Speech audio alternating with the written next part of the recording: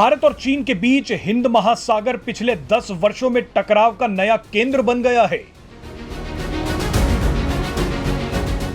चीनी नौसेना के युद्धपोत लगातार हिंद महासागर में गश्त लगा रहे हैं।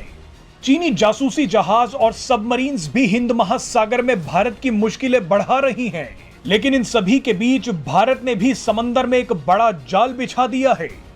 इसके लिए भारत को फ्रांस और जापान जैसे देशों का साथ मिल गया है।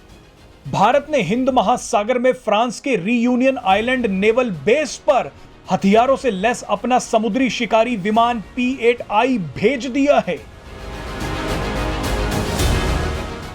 भारत का यह शिकारी विमान हिंद महासागर में फ्रांस के इलाके से चीन पर नजर रखेगा।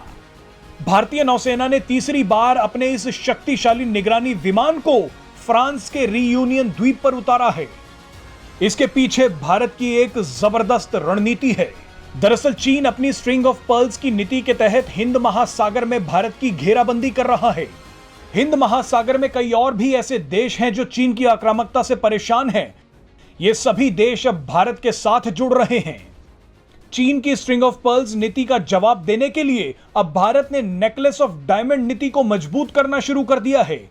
इस रणनीति के तहत भारत चीन के चारों तरफ एक घेरा बना रहा है। इस नक्शे को देखकर आपको अंदाजा लग जाएगा कि कैसे भारत चीन को घेर रहा है। भारतीय नौसेना को कई नेवल बेस और पोर्ट्स पर एक्सेस मिल गया है।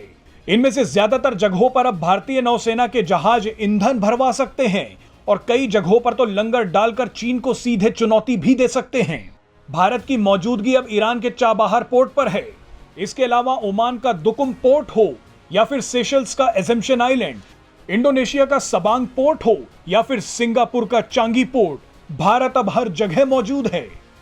वियतनाम और जापान में भी भारतीय नौसेना की मौजूदगी बढ़ी है।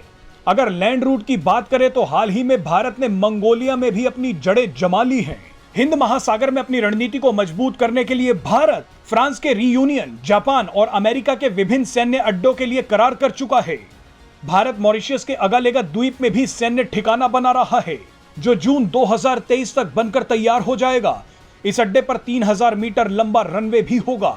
इससे भारत इस इलाके में चीन को करारा जवाब दे सकेगा।